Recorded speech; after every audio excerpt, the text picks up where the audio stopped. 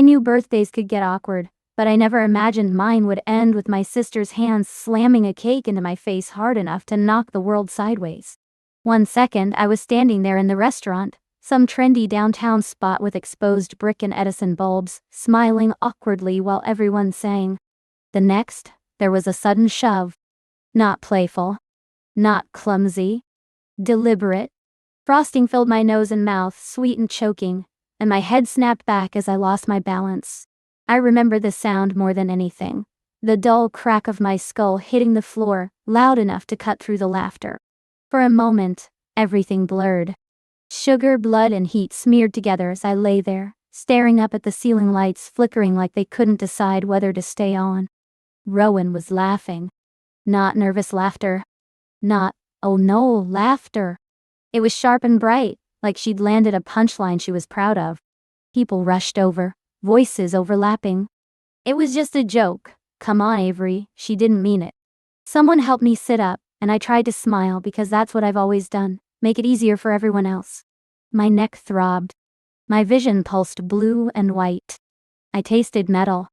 Rowan leaned down, still grinning, and said, "Relax, you're fine." Her hand stayed on my shoulder just long enough to look caring. As I drove home later, my head pounding with every heartbeat, I kept replaying the moment. I told myself the same lie I always had. Accidents happen. Sisters mess around. Don't be dramatic. But lying in bed that night, ice pressed to the back of my skull, I felt it. Something deep and instinctive tightening in my chest. This wasn't embarrassment. This was injury. And, for the first time, I couldn't talk myself out of it. Everyone kept saying it was a joke.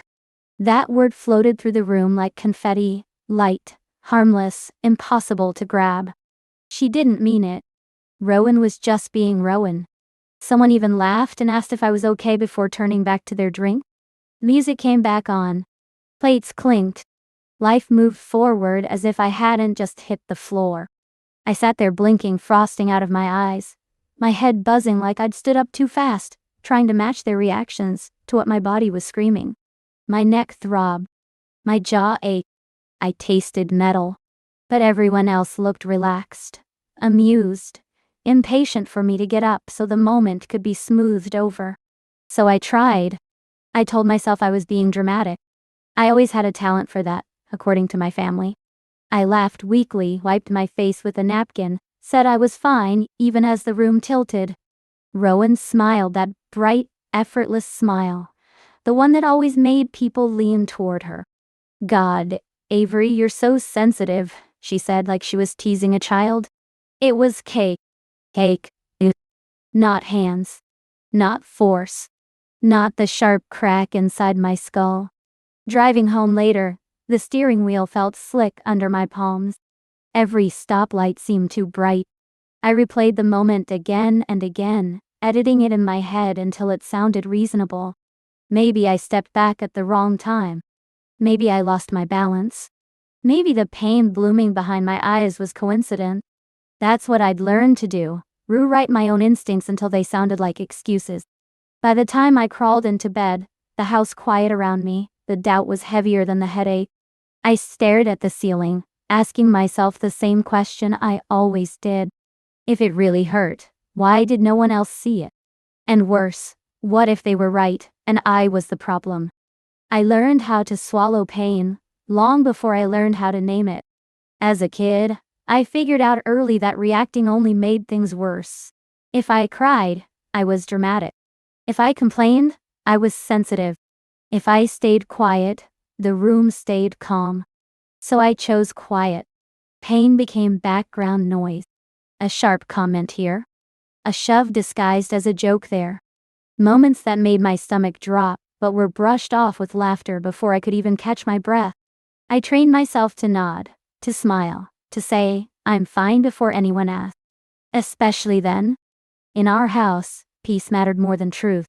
And peace meant pretending nothing hurt. My mother used to say I was strong, like it was a compliment. Avery can handle herself. What she really meant was that I didn't require maintenance. Rowan did. Rowan needed attention, smoothing over, constant reassurance. I learned that if I absorbed the impact, everyone else could relax. So I did, over and over again. By the time I was a teenager, pain felt familiar, almost expected. A bruise meant I'd been careless. A fall meant I wasn't paying attention. I never once considered that someone else might be responsible. That idea didn't fit the story I'd been handed, so I cut it loose before it could take root. Even as an adult, living on my own, working hard, building something steady, that instinct stayed with me. When something hurt, my first reaction wasn't anger or fear. It was adjustment.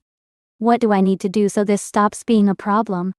I didn't realize how heavy that habit was until it broke. Until the pain finally demanded to be seen. I grew up in a house where attention had a gravity, and it always bent toward Rowan. She didn't have to ask for it. When she walked into a room, conversations paused. My mom's face softened.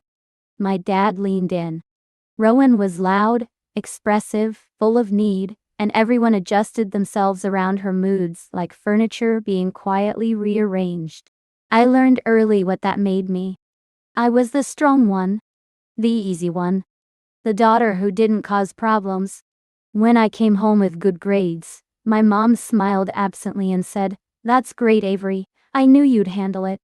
When Rowan slammed doors or cried at the dinner table, the whole night stopped to revolve around her feelings. If I was hurt, really hurt, the response was always the same. "You're fine. You're resilient. You don't need the fuss." At first, I believed it. I wore that label like armor. Strong felt safer than needy. Strong meant I didn't risk being a burden. So I swallowed disappointment, learned to soothe myself, learned how to disappear without anyone noticing. I became good at it. Too good. But strength, I've learned, can be a quiet kind of abandonment. It teaches people they don't have to check on you. That your silence means you're okay. That your pain is manageable because it doesn't demand space. Rowan was the sun. I was the shadow that proved the light existed. Even now, as an adult, I feel that old instinct rise, the urge to say I'm fine, to wave things off, to make myself smaller so someone else can stay comfortable. But looking back, I see it clearly. I wasn't strong because I was supported. I was strong because I was overlooked. And there's a difference that changes everything. Fear didn't arrive in my childhood like a scream. It seeped in quietly, disguised as coincidence, wrapped in the language of accidents.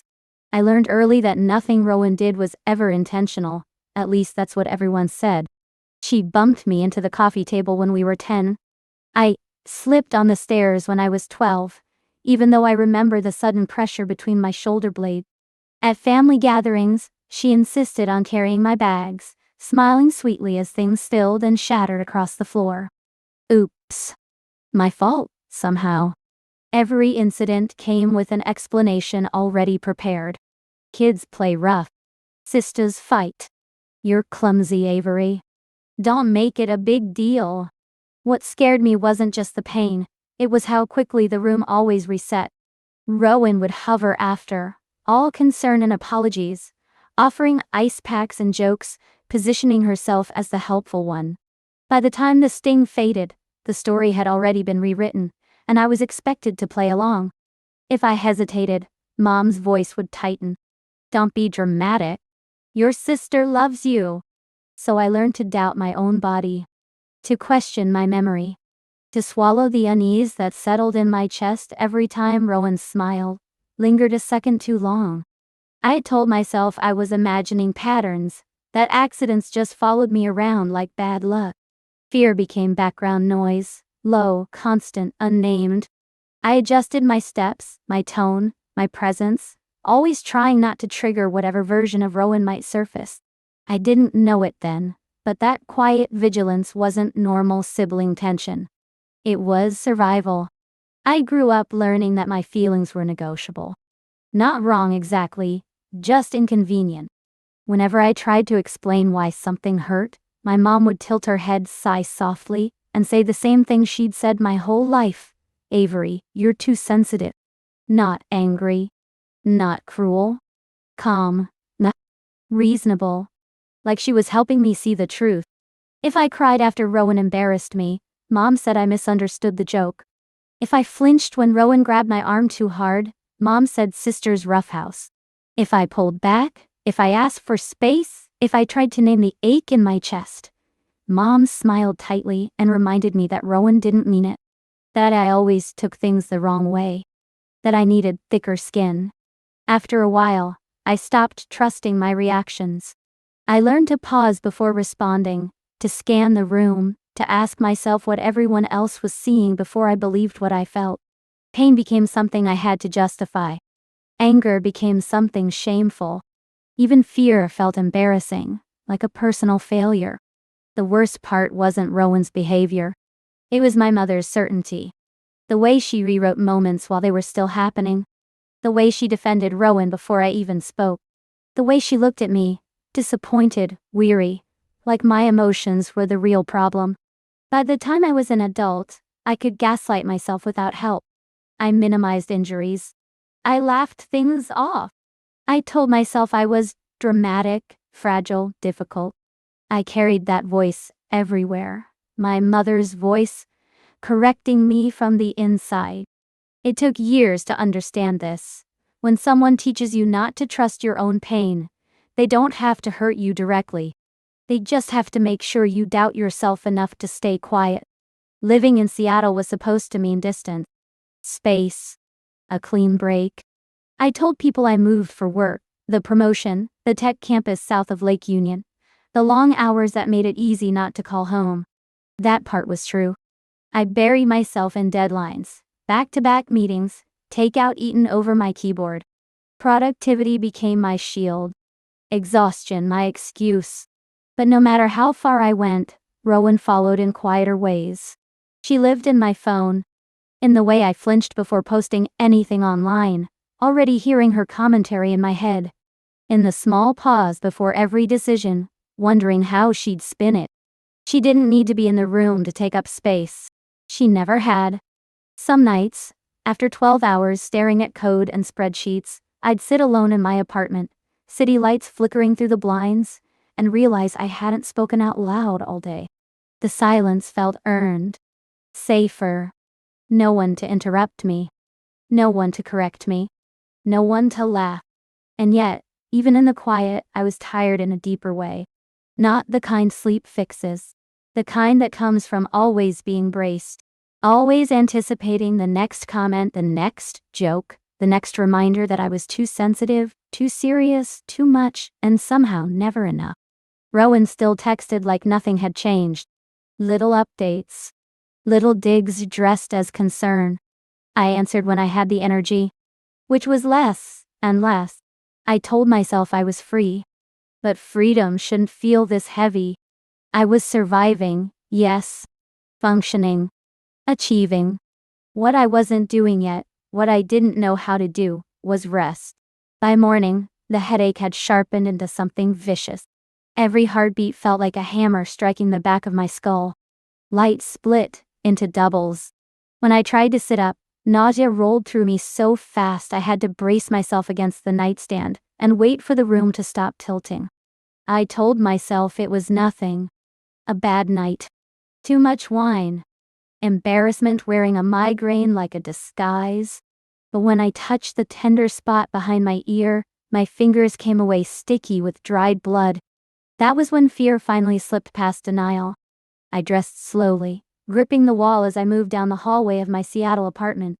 The mirror over the sink caught my reflection, pale eyes unfocused, frosting still crusted in my hairline, no matter how much I'd scrubbed. I considered calling someone. Then I heard my mother's voice in my head. You bruise easily. Don't make a scene. Rowan's laugh followed, light and dismissive. So I didn't call anyone. Driving myself to the ER felt reckless, but staying home felt worse. The hospital parking garage smelled like exhaust and rain. Inside, fluorescent lights buzzed overhead, each one stabbing straight through my temples. When the triage nurse asked what happened, the words lodged in my throat. My sister shoved a cake into my face, sounded absurd out loud, like a punchline instead of a reason to be here. Still, when I flinched under the lights, her expression changed. She guided me to a room without another question. I sat alone on the paper-covered bed, hands shaking in my lap, realizing how quiet panic can be. No screaming. No drama. Just a body finally refusing to keep the peace. I didn't understand how serious it was until the doctor stopped talking. Dr. Hanley stood beside the monitor longer than necessary, his brow tightening as he scrolled through the images. The room smelled like antiseptic and overheated plastic, the kind of smell that clings to hospitals no matter how new they are. I sat on the exam table, paper crinkling under my legs, convincing myself this was routine. A concussion? Maybe stitches. Something simple. Then he turned the screen toward me. "There's a hairline fracture," he said, voice careful, slower than before. "At the base of your skull." The word fracture landed wrong. Too heavy. Too permanent. My mouth opened, but nothing came out. He zoomed in, tracing a thin, pale line with his finger. I followed it like it might move if I stared hard enough. "It's not catastrophic," he added quickly, as if sensing panic. "But it's real." He clicked again. Another image. Another pause. "And this," he continued, "is an older injury. A healed fracture on your left rib. Based on calcification, it's from a few years ago." 3 years. I thought of the staircase. The way my breath had vanished on impact. Rowan behind me, hands on my shoulders afterward, whispering that I scared everyone, that I was being dramatic, that I didn't need a doctor. My heart started to pound, each beat echoing in my ears. The room felt smaller, the air thicker. "These injuries don't happen easily," Dr. Hanley said gently. "Especially not repeatedly." Fear shifted inside me then, not sharp panic, but something colder. Clarifying. Like fog lifting to reveal a drop I'd been standing near the whole time. For the first time, the question wasn't what was wrong with me. It was who had been hurting me all along. The memory didn't come back all at once. It arrived the way pain does. Slow, insistent, impossible to ignore once it started. Lying there with the back of my head throbbing, I kept seeing the staircase from 3 years ago. The narrow one in Mom's house, the carpet worn thin down the center. At the time, I told everyone I slipped, that I missed a step. I even laughed it off, embarrassed by how clumsy it sounded. Rowan had been right behind me. She always was. But now the details sharpened. The way her hand pressed between my shoulder blades. Not hard enough to look obvious. Just enough. The sudden absence of balance. The flash of the ceiling as the world tilted. I remembered how fast she reached me afterward. How she wrapped her arms around me before anyone else could. "You're okay?" she'd whispered, breath warm in my ear. "Don't make a big deal out of it." And I hadn't. I never did. Another memory slid into place. A coffee table edge. A parking lot curb. A joke that ended with me on the floor while everyone laughed. Accidents, I'd called them. Bad luck. Me being dramatic. But lying there now, listening to the monitor beep in steady, indifferent rhythm, the pattern became impossible to unsee. Rowan wasn't just nearby when I got hurt. She was always the last thing I remembered before the pain. My chest tightened as the truth settled, not explosively but heavily. Like a door closing behind me. This wasn't coincidence. It was repetition. And for the first time, instead of asking what was wrong with me, I asked the question I'd avoided my entire life. What if it had never been an accident at all? The doctor didn't say it all at once. That was the part that stayed with me. He rolled his stool closer, the rubber wheels squeaking softly against the ER floor, and turned the monitor so I could see the scan. The room smelled like antiseptic and stale coffee. Somewhere down the hall, a monitor beeped steadily, indifferent to the way my chest had started to tighten. "Avery," he said, slower now, careful. "This isn't consistent with an accident." I laughed under my breath before I meant to. A reflex. The kind you use when reality starts leaning too close. "People fall," I said. "I've always been clumsy." He didn't smile. He didn't argue. He just pointed. A thin white line along my skull. This fracture has a direction, and this rib. He clicked to another image. This healed injury didn't happen recently. It's older, a few years at least. The room felt smaller. Like the air had been rationed. I stared at the screen while memories lined up without my permission. The staircase. The ice pack. The voice telling me not to make a big deal out of it. My throat went dry. I need to be very clear, he continued. Based on what I'm seeing, and based on what you've told me, I am required to report this. This is not a joke. It's not bad luck. Someone caused these injuries. Required. The word landed harder than the diagnosis. It meant this wasn't something I could minimize anymore. I wasn't allowed to smooth it over. I wasn't allowed to protect anyone else at my own expense. When he left the room to make the call, I sat there in the thin hospital gown, hands shaking, realizing something irreversible had happened. For the first time in my life, the truth had been spoken out loud, and it wasn't letting me take it back. I sat on the edge of the hospital bed, the paper gown crinkling every time I moved, trying not to shake. Detective Carver pulled a chair close, not looming, not distant either. She had the kind of calm that made noise feel unnecessary. Her notebook stayed closed at first. Avery, she said gently, like my name wasn't evidence. I need to ask you a few questions. My mouth went dry. I nodded anyway. She asked simple things. Who was there? What time it happened? Where Rowan was standing. Her voice never rushed, never accused. Still, every question landed heavy, like it was pressing on something bruised inside me. Saying the words out loud, my sister shoved me, felt unreal, almost embarrassing. I kept waiting for the moment when she'd smile and say, "Okay, that's enough." It was just a misunderstanding. Instead, she asked, "Has something like this happened before?" My chest tightened. I stared at my hands, pale against the thin paper sheet. Memories flickered, stares, sharp corners, Rowan's voice in my ear telling me not to make a big deal. I shrugged, the reflex automatic. I'm clumsy, I said. I'd said it my whole life. Carver didn't write. She just looked at me. Did anyone ever discourage you from seeing a doctor after you were hurt? The room felt smaller. My throat burned. Yes, I whispered. My sister, almost every time. That was when it hit me. Not like a revelation, but like a slow, terrifying shift. What if I wasn't dramatic? What if I wasn't imagining patterns that weren't there? My hands started to tremble, and I pressed them into my thighs to stop it. Carver spoke softly, but her words were steady. Avery, based on what we're seeing, this isn't random. Someone may have been hurting you. The idea scared me more than the injury. Because if she was right, then my entire childhood wasn't just messy or unfair. It was dangerous. My mother's voice cut through the hospital room before I fully registered her face. Sharp. Lol. Commanding. The same tone she used when I was a kid and had embarrassed her in public. What are you telling these people, Avery? She stood at the foot of the bed, arms crossed, eyes flashing, not with concern, but with fear that things were slipping out of her control. My dad hovered behind her, silent as always. The detective paused, waiting. The room felt smaller, like the air had thickened.